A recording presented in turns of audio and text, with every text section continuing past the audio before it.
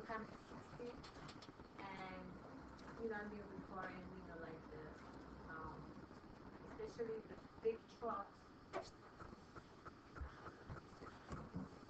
So the ones that are like flying past you?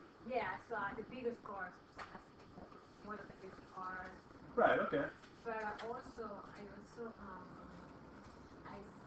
myself if I leave like on time, I stuck in traffic or I had an accident, and so I always be home by 2 hours before.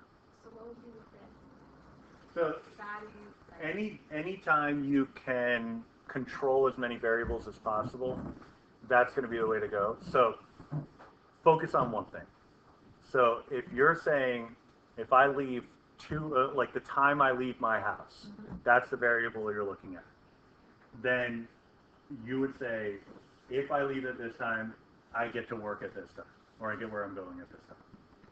Then all you need is the time you left and the time you got there. And so you could take note on a particular day the conditions on the road, what was happening as you were driving from point A to point B, but it would keep it simple because you would know that if you left 2 hours before, you got there on time.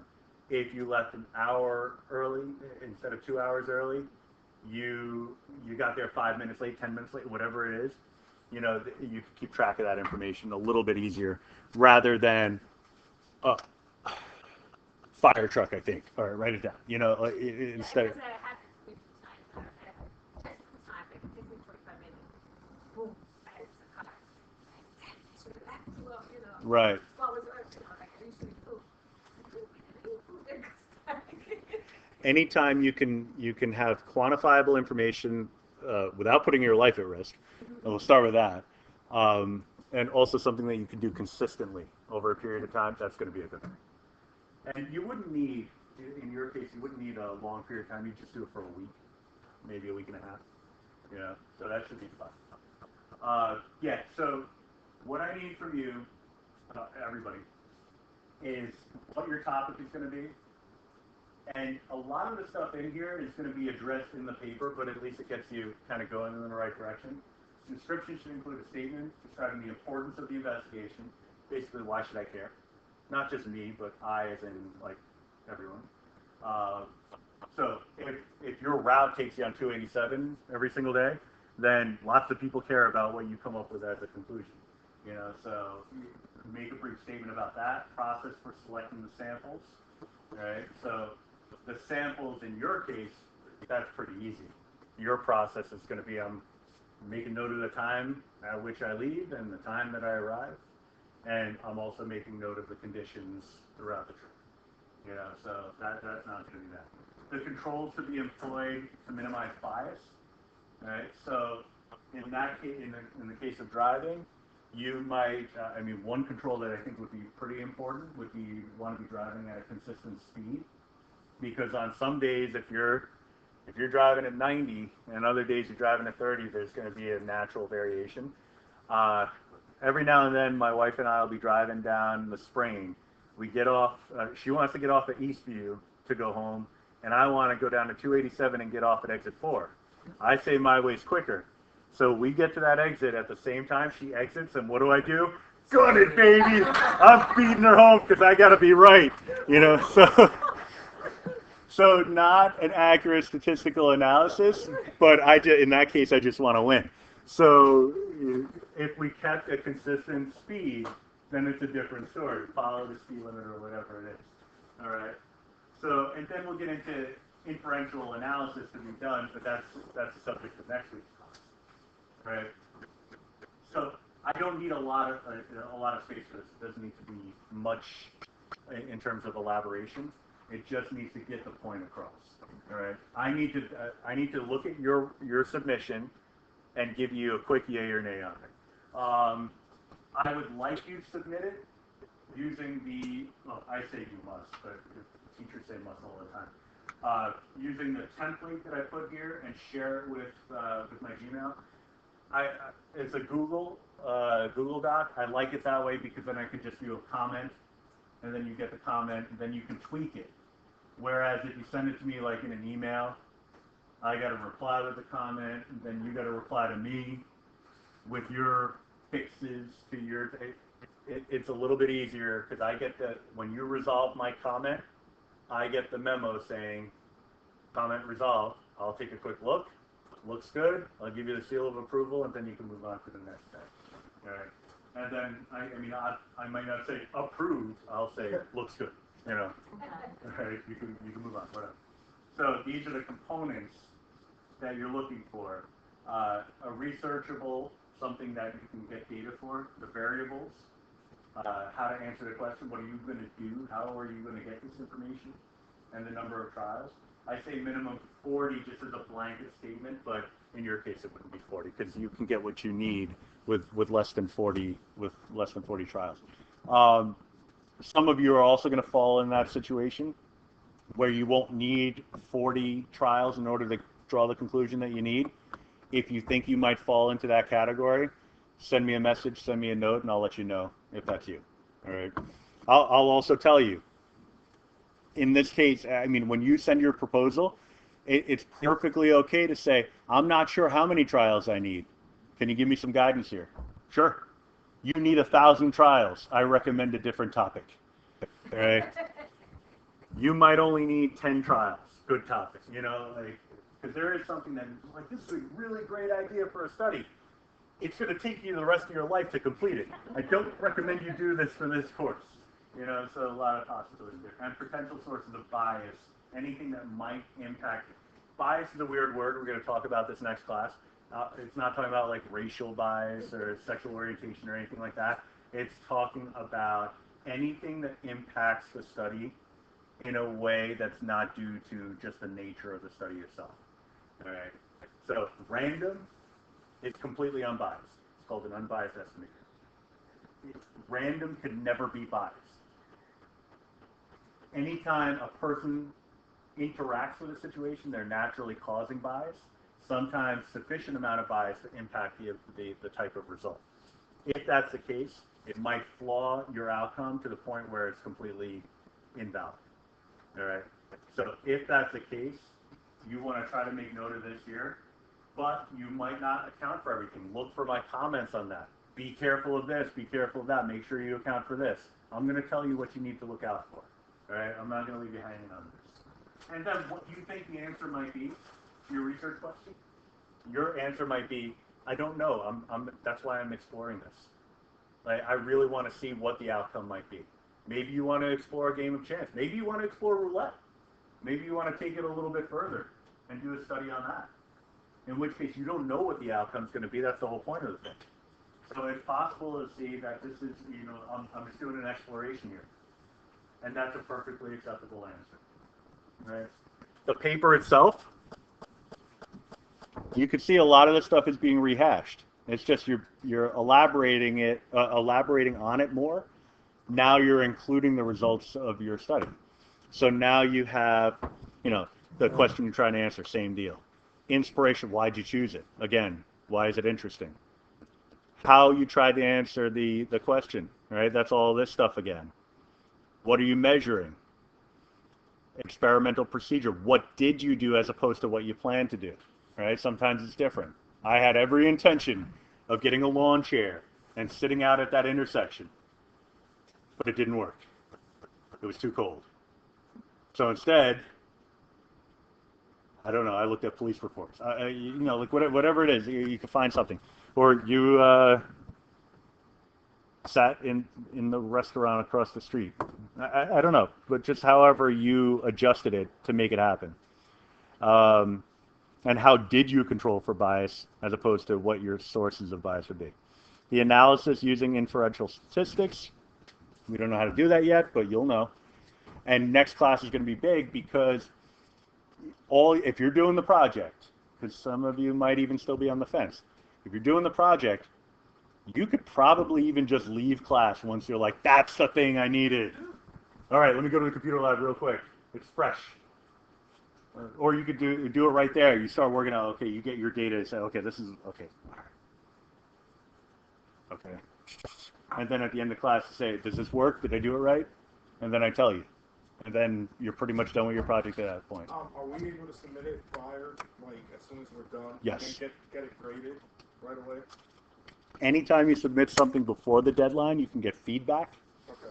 If it's good enough for a good grade, then we could call it that grade if you want. Okay. But you always have until the deadline to resubmit. Okay. So you get a perfect score, you're done. If not, you always have the opportunity to go back. Another question. But once the deadline happens, it's over. Can I do this and, like, let's say the final as well? Like, take the test? The third test? Not Or the third final? one, the final. Oh, yeah, you could definitely do the final also, yeah. Yeah, just to, you know. Yeah, because that final could swap out one of the tests that already happened, exactly. All right. All right. Now, the graphs, necessary graphs, because I don't, like, we're not checking the box here. You're not going to put a box plot, a histogram, a stem plot, a normal probability plot. You're not putting everything in there. You're just putting the one that makes sense for your study. Maybe it's a scatter plot. If you're focusing on the comparison between two variables, it would be a scatter plot. Linear regression, maybe. All right? The one that makes sense. But also, I mean, I've seen this before. People do a whole statistical analysis. They do their conclusion, and they're like, oh, and here's some graphs. I'm like, thanks. Why'd you put the graphs in there? Because you told us to. Like they're not meaningful unless you introduce them within the body of the study. So tell me why the graphs are there and what they're there for. What am I looking for in the graph that supports your argument? All right? And that's going to lead, you do all this right, this is going to write itself. All right? That last one there is more like, you know, you wouldn't necessarily always include this in a study in a journal or a newspaper article or something like that. It's more so for like a classroom exercise, like what went right, what went wrong. This really talks about working variables and bias and how could it be improved, because what I would like to do with these, and I have not been successfully able to do it yet, is I'd like to use some of your projects, if they're kind of a work in progress, even at the end, to springboard some students in the future so they can take your ideas and run with them and maybe refine them and do something even better with them, right? Because they'll at least have a place to start. They can continue your work, and before you know it, like 10 years from now, you'll be cited in somebody's published article. That's my intention. It's like a grand plan. It has not happened yet because nobody's submitted anything that beautiful yet. Topic ideas, you could read through these if you want, but I threw in some things that I thought of, and then this is the breakdown of all the items. This is how I'm going to rate you. What is your question and why is it interesting? 0 if you didn't answer it. 1 if you answered it and it was like nonsensical or just not overly useful. 2 if I thought it was a good answer. Right? And that's the same all the way down the line. Very easy to get your points when you look at all of this stuff. 0 if you didn't do it. 1 if you did. 2 if it's good. 0 if you didn't do it. 1 if you did. 2 if it's good. Then we go up to 3 because there's a little more wiggle room here. But it's pretty easy to get those points just by doing something. All right. The idea is you could read through it. I like this one. It's the non-steroid anti-inflammatory, like ibuprofen and stuff like that. I've been trying it. It's just, it really hurts my stomach when I use the turmeric. Is that how it's pronounced? Turmeric. I think I spelled it wrong too. So, but yeah, that's what the research shows, that it's better as an anti-inflammatory than some of these medications. So if it is, I'd like to see some evidence of that. I'm sure there is online and stuff like that, but I'd like to see some real information. That was that got my attention. For the, if it doesn't, which is my case, what will you need? Like chemical, like lab results, like scale, what was before pain scale? Like we're talking about inflammation and how it does help. So what exactly do you need? Well, so that's the thing. I would need some consistent form of inflammation. So, I mean, if we're talking about like swollen knees or something like that, it would have to be everybody in the study would have to have swollen knees. You know, so can you access humans that have that? Probably not. But is there some information, some available data online that maybe you can get? Possibly. And if there is, then you would research that. If you work in a hospital or if you work, in the medical field, maybe you can collect that information yourself. For example, in India, they cook with turmeric, and the cancer comes as a result of inflammation. The percentage of cancer in India is like 2% in place in the cancer we have here. See, and that's something I didn't know, but that's a correlation that you can use, and so you can say, yeah, just percentages in different areas, and since there's a higher concentration in one area as opposed to another, that might be all we need. So that's meaningful, and good, yeah. I mean, I put stuff in here like our double stuffed Oreos, really double stuffed. I mean, some of them are a little bit more fun and whimsical, but there's some serious stuff in here too. I read an article yesterday. Actually, it wasn't an article, but it said, I think it was on Pinterest or something like that. They said that they thought that the proportion of homosexuals in CW TV shows was higher than the proportion of homosexuals in society. They thought that why are we being blasted with all these homosexuals in these TV shows? And regardless of anybody's individual beliefs on that, I looked at that because I'm standing here. I look at that and I was like, Statistics Project. I'm like, well, are they? Are you interested in that? Are you not? I don't know. I do. I personally notice that there seems to be more female-related superheroes, action heroes, whatever. Now it's completely observation-based. But and what got me thinking about that was like there was a possibility that there would be a Superman TV show, but no, Supergirl. There was a possibility of a Batman TV show. Nope, Batman. And so it's like, is that intentional or is that just how it's going? Is that based on nature or is that intentional? So there's a study in there. There are all sorts of different possibilities. So regardless of what people want to have happen, it's what is happening, and if there's a relationship that might exist, it's worth investigating. And I'll just put it this way: if it's interesting to you, it's interesting to me.